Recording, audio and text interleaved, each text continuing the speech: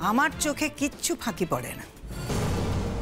আমি কিসের এত কথাবার্তা হচ্ছে, কিসের এত সলা পরামর্শ হচ্ছে, আমি সব কিছু বুঝতে পারি।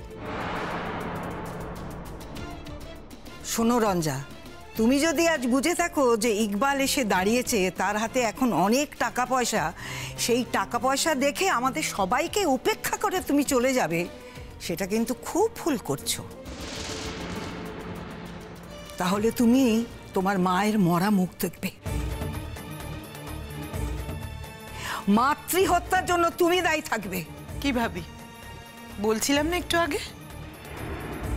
আমি তো জানি কিসের সলা পরামর্শ হচ্ছিল, কোন কথা চাষ হচ্ছিল এখানে, আমি সব বুঝতে পারি।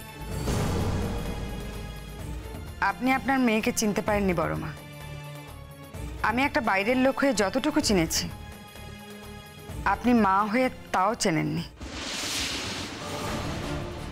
রঞ্জা আপা বলছিল যে ও ইকবাল ভাইয়ের কাছে যাবে না, তাহলে ইকবাল ভাইয়ের জীবনের উপর দিয়ে দাম শোধ হবে, আর আপনিও আত্মহত্যার ভয় দেখিয়ে ওকে নিরস্ত্র করবেন। আমি তখন কিছু বলতে পারিনি, কিন্তু এখন মনে হচ্ছে বলি। দেখো, যে মানুষটা দুদিন বাদেই পরপারে চলে যাবে, সে মানুষটা যদি আত্মহত্যা করে তার যাওয়ার দিন দুটো দিন এগিয়ে নেয়, তাহলে ক্ষতি কি? তুমি তো তোমার বাকি জীবনটা সুখে থাকতে পারবে। কি বললে তুমি? এত বড় আসপত্তা তোমার? ওর শত্রু বিভীষণ, হ্যাঁ? একে আমি আশ্রয় দিয়েছি। তুমি এ বাড়িতে থাকবে না, আজই তুমি চলে যাবে। আমার আপনার বাড়িতে থাকার কোনো দরকার নেই বড় মা। আমি আমার নিজের বাড়িতেই থাকতে পারি। রঞ্জাপ আমাকে যেতে দেয় না। দোহাই মা, দোহাই, এই ব্যবহারটা ওর সঙ্গে করো না। এই ব্যবহারটা ওর পাওনা নয়। খবরদার রঞ্জা, ও কিন্তু তোমার কানে মন্ত্র দিচ্ছে। মন্ত্র? এখনো আমার কানে মন্ত্র দিতে হয় মা?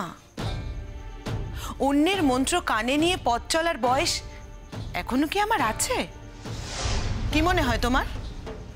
রঞ্জা, আমি কিন্তু তোমাকে সাবধান করতে এসেছি। একটা কথা কিন্তু তোমাকে আমি বারবার বলছি, ইকবাল কিন্তু অনেক সাহস দেখিয়েছে। আমি গাঁয়ের লোকের সঙ্গে কথা বলেছি, ওরা কিন্তু এই অন্যায়টা কিছুতেই মেনে নেবে না। ওরা টাকা হয়েছে বলে ধরাকে সরাগান করছে, আমার বাড়িতে দাঁড়িয়ে আমার মেয়েকে তুলে নিয়ে যাওয়ার হুমকি দিচ্ছে। মা, পরের ছেলের নামে মিথ্যা কথা বলো না মা। ও আমাকে তুলে নিয়ে যাওয়ার হুমকি দেয়নি। চুপ করো। ওর কথার মানে বুঝতে আমার আর দেরি হয়নি।